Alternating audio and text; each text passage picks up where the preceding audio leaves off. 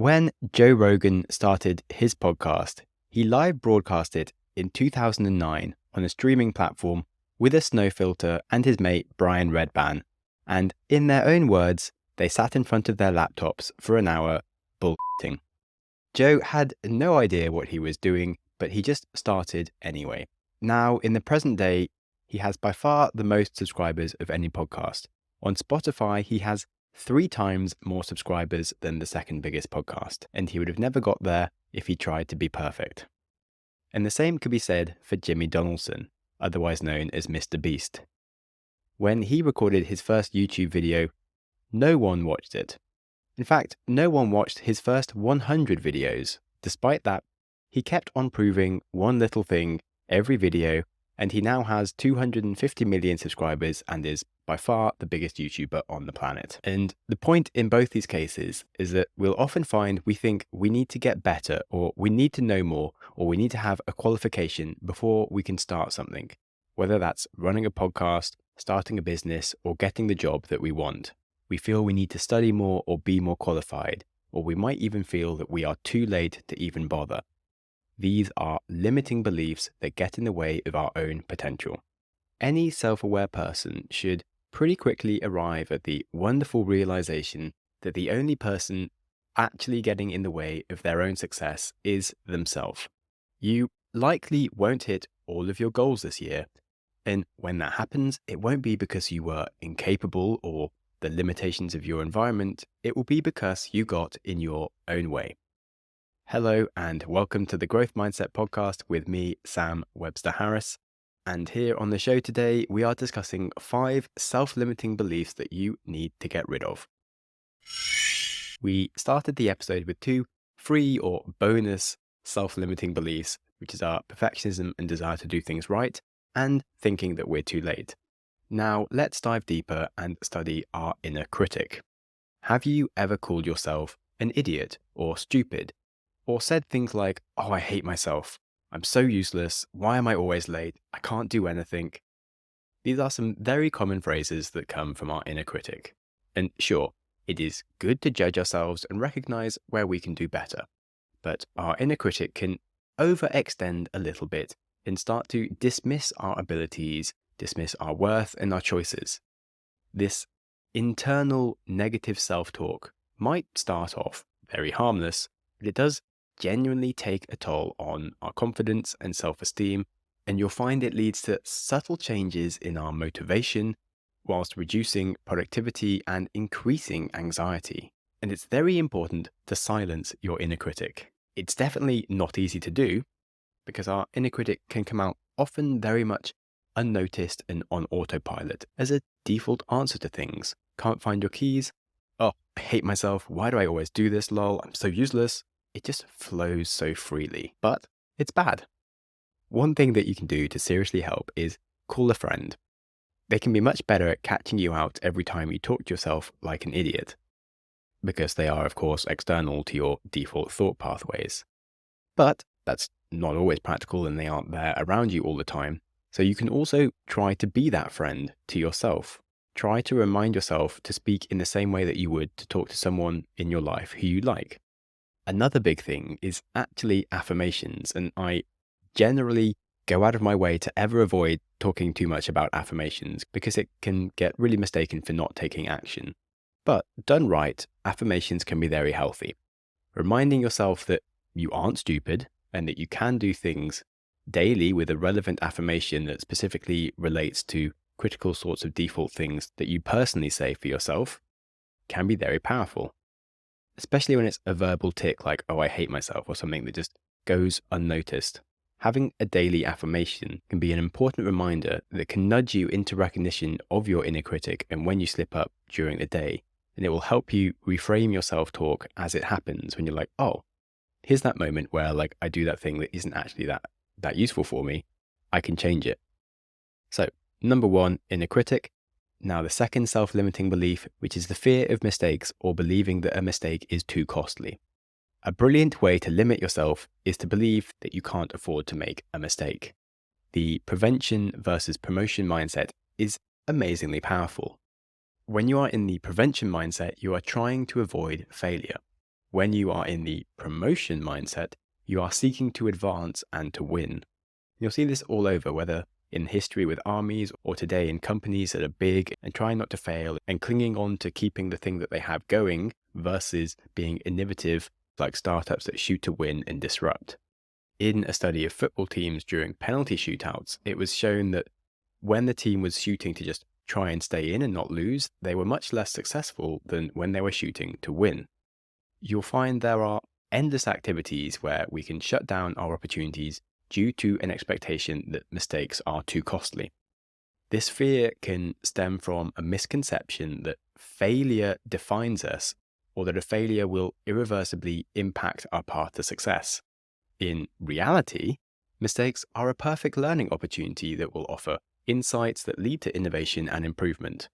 Just look at a stand-up comedian. If they were too afraid to tell a joke that would fail, they'd never put in the year of hard work testing out different new material to be able to then make a really good show that's worthy of being a Netflix special. Or how about someone that's too afraid of rejection that they never ask anybody on a date? They're not going to meet enough people to find someone worth dating who also wants to date them. The fear of failure leads to a complete failure to even try and get anywhere. A core growth mindset trait is embracing failures and recognizing setbacks and challenges as learning opportunities rather than indicators of inadequacy. And as they say, of course, perfect is the enemy of progress. So embrace that you will make mistakes in life and try not to make the same mistake twice. Moving on to number 3, ego depletion. You may not have heard of ego depletion, but it relates to willpower. After a long day of work, do you feel too tired and exhausted to pick yourself up and go to the gym or handle some social events? Are you also too tired to make healthy eating choices and lose that willpower, maybe end up on the couch eating fast food or ice cream? Well, you could be subscribing to the concept that self-control is limited, that there is only a finite amount of willpower available to us and it will run out when we overexert ourselves. In psychology, this myth is known as ego depletion. It's an easy explanation regularly spread by people searching for an easy answer.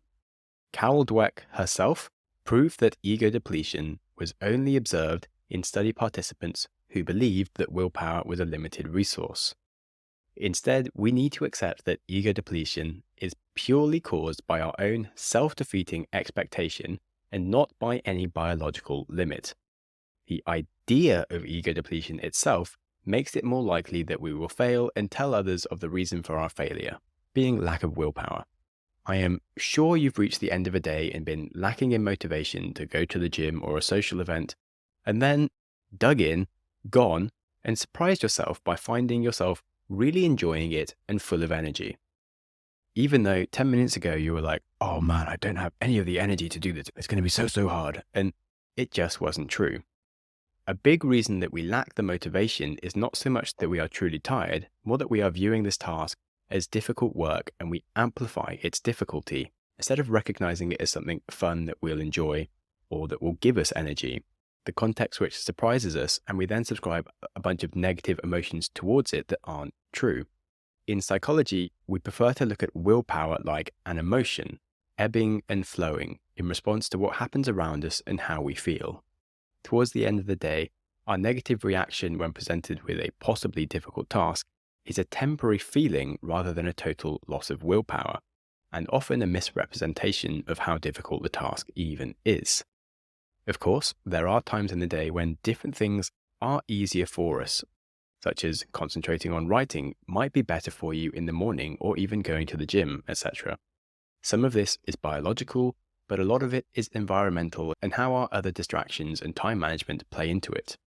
If you regularly do find you have plans going AWOL, it might well be due to poor planning and management of your day, or due to your personal perception that ego depletion is a thing.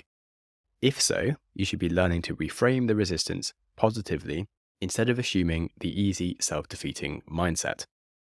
Number 4, imposter syndrome. Now, to be very clear here, imposter syndrome isn't a clinical syndrome as such. It was first recognized as the imposter phenomenon, and it is simply a cognitive bias. it's actually defined as a systematic error in the way individuals reason about the world due to subjective perceptions of reality. It is actually similar to negative self-talk that we spoke about earlier, but instead, it's a much deeper suspicion that you don't belong and someone will reveal that you are in fact a clueless idiot who doesn't know what they are doing and shouldn't be doing the job that you are doing. It's certainly something that I feel talking about psychology sometimes. A funny paradox about imposter syndrome is the more successful you become, the worse the imposter syndrome gets because, of course, more accolade and respect you have around your successes, the bigger your negative suspicions and worries are that they are all undeserved. Which, on one side of things, certainly makes sense, but of course it isn't an accurate representation of our skills. And I think in the same way that we are all big children just working out what the hell we are doing in the world, and yet we'll look up to other adults as if we expect that they know what they are doing or where they are going in life and why. Like the generation above us, we're always like, oh, they know what they're doing, and yet our generation is so lost. But actually, all generations are just making it up as they go along. In the same way, the concept of an expert often feels like something others around us have due to their deliberate, thought-out choices and their deep knowledge of their subject. Yet, internally for ourselves, we feel like we have a foggy memory of everything. If we got put on the spot, we wouldn't know what to say. We often rely on guessing, and however much research we might do, we still have this underlying feeling that we've missed something. For the decisions we make, we're still aware that there's probably something that we've done wrong. So how could we be so bold to consider ourselves an expert, yet we can easily consider someone else an expert despite the fact they probably had just as much second guessing or moments of unawareness as we do? For imposter syndrome, we do need to address it directly head on and understand it is simply a cognitive bias, and then really work towards short-circuiting it. You should review the achievements that you've had in the past 5 or 10 years and why you deserve them, because you did. Outline how much you've grown as a person. Try sharing your failures openly with friends, and you'll find that they certainly have plenty of struggles themselves. If you find yourself looking up to people, remember that they are just a big child working out what the hell is going on in the world, and they are really taking each day as it comes with a little bit of surprise and without some grand master plan. Finally, self-limiting belief number 5. I'm actually going to throw you a curveball here, and this one comes from Nir Eyal himself. He is the king of behavioral hook designs and taking ownership of our own attention. This last self-limiting belief is, in fact, distraction. It might sound weird, but stay with me. The self-limiting belief itself is more importantly the idea that we are helpless against distraction. So firstly, what is distraction? It is one of the biggest hurdles you'll have to achieving your goals, and it is anything that pulls you away from what you want to do. Like my cat right now making noise. Distraction. Thanks, buddy. Right on point for the example. But I do have to make a podcast, so you can go outside. Thank you. Where was I? Whether your distractions are your cats in the middle of recording a podcast, or checking social media or news, or doing household chores, or picking up the kids even, any task in itself is not a distraction. Even social media is fine, but not using social media in the middle of dinner with your family or when you are trying to get your work done. The reason that we think we are powerless against distraction is it's a belief perpetuated by the media. It's easy to point out the addictive nature of the attention-grabbing world, as if the world should change to sort itself out so it becomes less distracting again. Like, that's not going to happen, and you are not powerless. In the same way that ego depletion is a myth, that if you believe it, starts to make it true and further reinforces it, if you believe that you can't do anything about distraction, then you're going to leave all of your notifications on, and you're going to take your phone with you everywhere. It's not your fault if you're getting distracted by all these new apps and in increasingly distracting phones. What can you do? Nothing, but just get perpetually distracted. That is really stupid. If you follow Cal Newport's advice and turn your Wi-Fi off on your laptop, put your phone on airplane mode and sit and write for 2 hours with no other option but to get it done, hey, it gets done. Another big issue compounding this is many people are reaching for a self-assessed ADHD diagnosis as an excuse, and that turns into a self-perpetuating prognosis where they believe they are even more powerless and the world is against them. In case you confuse the words diagnosis and prognosis, a diagnosis is the determination of what a problem is, and prognosis is the prediction of how it will turn out. If you were to diagnose that you have ADHD, or just in general that you are powerless to distraction, it is incorrect and it leads you to a prognosis that you will always be powerless. Instead, if you are having a distraction problem, the diagnosis you should come to is that you have not met the power of distraction against you with an equal force due to lack of awareness of the problem or fighting the wrong types of battles. You should then find a solution that will give you a positive prognosis where you will move forwards managing the distraction.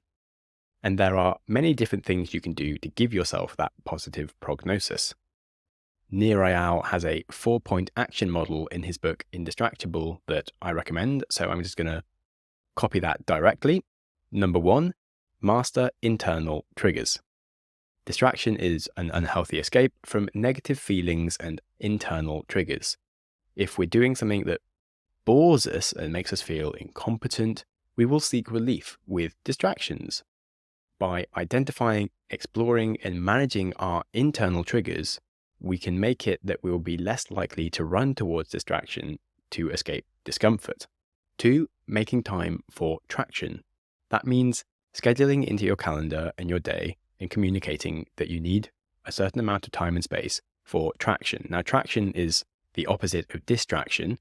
Traction is making progress and doing stuff. So make sure you have time without any other external distractions for action that will help you meet your goals and values in a time-boxed calendar. By then knowing what you want to do at a given moment, you can recognize when you're being distracted and pulled away and fight against it. Because yes, you do need to answer your email at some point, but you don't need to answer your email during the hour that you've scheduled for doing something else. Number 3, hacking back external triggers. So external triggers are anything in our physical environment that pulls our attention away. That can be interruptions from family, co-workers.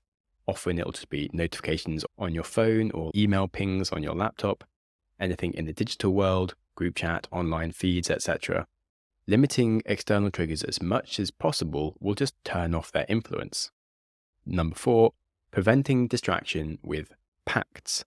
By making a pact or a pre-commitment, we can reinforce our defenses against distraction. Next time your dreams seem unachievable, ask yourself whether you're getting in your own way and take steps to overcome those limiting self-beliefs holding you back by making a pact and a positive commitment, usually with the presence of others, that you're going to do it and have that commitment and awareness hold you to it. So Nir Eyal regularly does say that managing distraction is one of the most important determinants of success in the modern age. And he's totally right. On top of that, I would also add that getting rid of all the other self-limiting beliefs is huge, and just being able to learn fast and embrace change and a growth mindset are probably the most essential factors that will determine your success going forwards, because the world is going to get a hell of a lot more distracting, and it's going to change and change faster and faster. So there you have it. We have covered the 5 biggest self-limiting beliefs that you need to change. The first one was your inner critic and negative self-talk. The second was fear of mistakes and believing that they are too costly. The third is ego depletion and thinking that willpower is a limited resource. The fourth mistake is the imposter syndrome and our cognitive bias against reality and our own abilities. And the final self-limiting belief was distraction and believing that we are powerless against it. I hope a few of those, if not all of them, have given you some ideas for growth. If you have a friend who needs to hear one of them, do share it with them and help the show reach more people. If you think there were any self-limiting beliefs we missed out, or that you want more details on one of the ones we mentioned, please hit me up in the comments or send an email to GrowthMindsetPodcast@gmail.com. Simba, give me 20 seconds. if you are feeling powerful and unlimited by the episode today, the kindest thing you can do is a positive review about the Growth Mindset podcast and ideas we share to help others find us. It does make a very big difference. And with that, remember that life is short, certainly too short to be held back by self-limiting beliefs. So make a point to improve on at least one thing from this episode and step closer towards your potential. Be kind to yourself, and whilst you're at it, be kind to someone else too.